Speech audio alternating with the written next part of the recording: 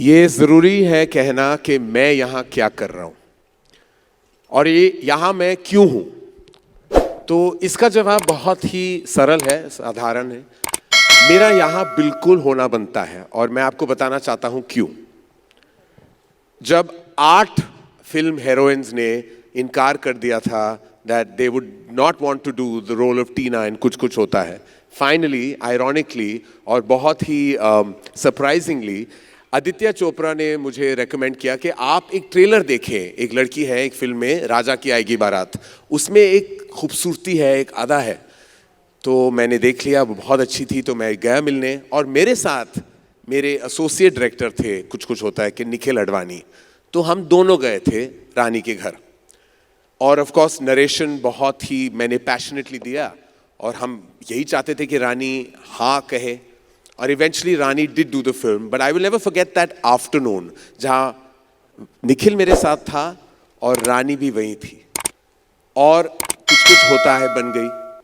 और फिर जब मैं ये पोस्टर देखता हूँ जहाँ नाम है निखिल अडवाणी का, एमए एंटरटेनमेंट का, और रानी है इस पोस्टर पे, तो मुझे 25 साल पहले वाली बात याद आ जाती है। And they say that life completes a full circle, it does. दूसरा मेरा कारण, 2 और नाम है निखिल के साथ जुड़े हुए, मधु भोजवानी और मोनिशा अडवाणी जो निखिल की बहन है। अब हम तीनों का क्या रिश्ता है ये जानना भी जरूरी है। हम तीनों एक ही स्कूल गए थे और मैं बहुत गर्व के साथ ये कहना चाहूंगा कि मैं उनसे छोटा हूं और ये हम तीनों बहुत ही एक दूसरे के करीबी हैं और स्कूल, ये हम कह सकते हैं कि हम एक दूसरों को 40 साल से जानते हैं। रानी की शुरुआत इस इंडस्ट्री में ऑफ कोर्स कुछ कुछ होता है से पहले हुई थी, लेकिन मुझे बहुत इमोशनली लगता है कि कुछ कुछ होता है जैसी रानी की पहली फिल्म। और इसीलिए मधु, मोनिशा, निखिल और रानी ने ये खूबसूरत फिल्म जब बनाई तो thankfully they showed it to me first. अब मैं आपको क्या कहूं, आप खुद 17 मार्च को ये फिल्म देखने वाले हैं, लेकिन मेरे आंसू इस फिल्म में रुके नहीं सकते, वो बहने लगे, because this film connects to you like no other. चाहे आप पेरेंट हो या ना हो, this film will move you like no film has in the recent times. Mrs. Chatterjee versus Norway is not just a fight of a mother against a nation. It's actually a fight for humanity. And that's what this film does in beautiful abundance. I have never seen Rani perform from her gut. So congratulations, Ashima, who sits right here, for directing this film with such nuance, such beauty. Congratulations to MA for producing this brave, brave, brave story. Congratulations to Z for supporting their vision.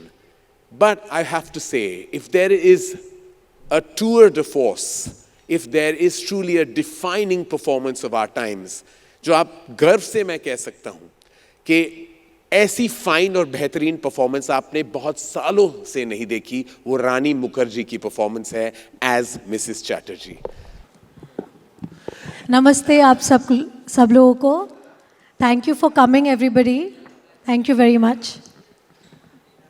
So, ladies and gentlemen, I have Nikhil Advani and Rani Mukherjee with us in probably Rani's first conversation about Mrs. Chatterjee versus Norway. Now, पहला मेरा ये सवाल है, बहुत सवाल है जो शायद बहुत से मेरे जो मीडिया के दोस्त हैं, और मैं I consider myself a member of the media myself, ये पूछना चाहेंगे, ये पहली फिल्म है आपकी बहुत सालों में जिस पे वाईआरएफ का लोगो नहीं है, ये कैसे हुआ?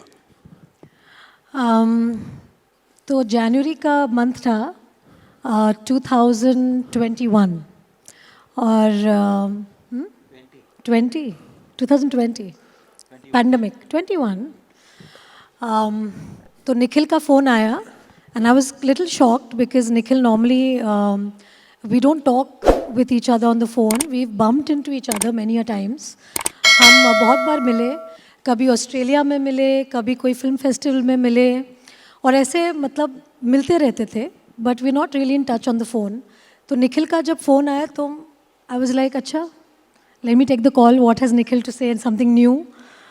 तो निखिल ने फ़ोन करके सीधा सीधा बोला कि रानी, I have this script and I think there's nobody else who can do it but you.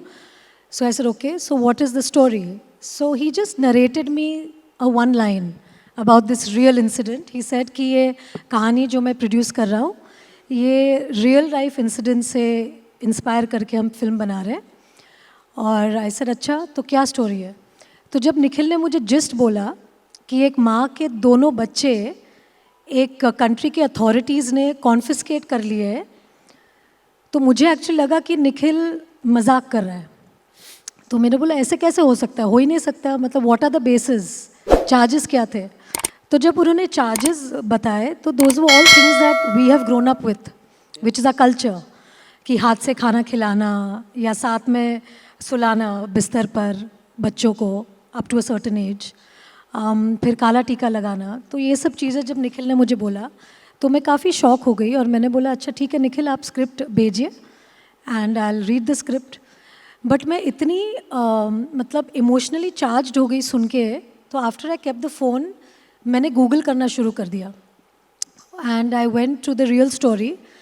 And जब मैंने पूरा पढ़ा आई वॉज रियली स्टम्प्ड और मुझे लगा कि ये फिल्म में किस तरह से स्क्रीन प्ले में बन के आएगा, क्योंकि कभी कभी कहानी अच्छी होती है लेकिन स्क्रीन प्ले फॉर्मेट में एक फ़िल्म में शायद निखर के नहीं आती एक स्टोरी. तो मुझे जानना था कि स्क्रिप्ट कैसी होगी.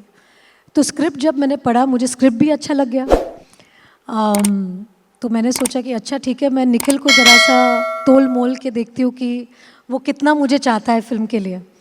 तो मैंने निखिल को बोला कि निखिल देखो, मेरे साथ काम करना आपको बहुत डिफ़िकल्ट होगा क्योंकि अभी मैं एक माँ हूँ और मैं दूसरे एक्टरों की तरह ज़्यादा घंटे नहीं दे सकती आपको, क्योंकि मेरी जो प्रायोरिटी है वो मेरी बच्ची है.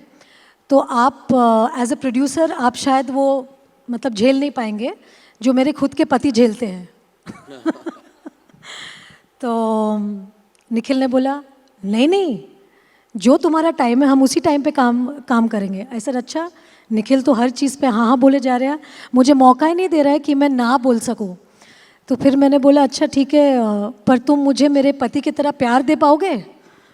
तो निखिल ने बोला मैं तो कुछ कुछ होता के टाइम से प्यार करता हूँ.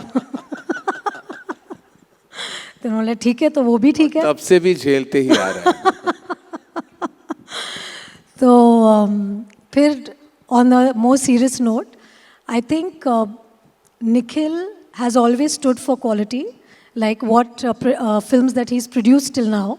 I think he has a very good reputation in the industry, that he takes up films which, you know, make a difference. And he takes films which have a very hard-hitting subject. And he's not, like he's quite fearless in terms of being a producer. Sometimes you can get into a lot of trouble working in films that are slightly controversial. But Nikhil, I've seen, has never shied away from producing films like that. And I knew that technically he's going to be fantastic. So obviously the way he'll make the film will have a certain quality, it'll have a taste. So for me it was a no-brainer completely. And then of course Nikhil said that the director is Ashima. Ashima is somebody who I've seen in YRF for so many years, because she's done her first film, Mere Dad Ki Maruti, with Yashraj Films. So I've met her a couple of times, I've bumped into her, and it's always been a very nice chat with her, though I've never worked with her before, and we had nothing in common. But she was always very warm, and she's been always this bright girl that I've seen. And when she decided to become a single parent, she came to see me. And I thought that that was a very brave move from her part, that she decided to become a mom all by herself, which was a very brave thing. And I remember being very proud of her in my heart, and I was like, hats off to this girl for doing something like that. Because being a single parent in a country like Bombay is tough. So I already had a lot of respect for her as a mother, as a girl, as a person who's trying to make it on her own in this city. And when I spoke with Ashima, I realized that she's very, very passionate about this story, because she's spoken to Sagarika, she has done so many calls with her, she was very involved with the subject. So I think when a director is so passionate about a story, I think that love translates into the film. So for me, I think it was just that Nikhil, I've known because he was there from the first time I met you, Karan. So for me, it was just an extension of, I would say, dharma.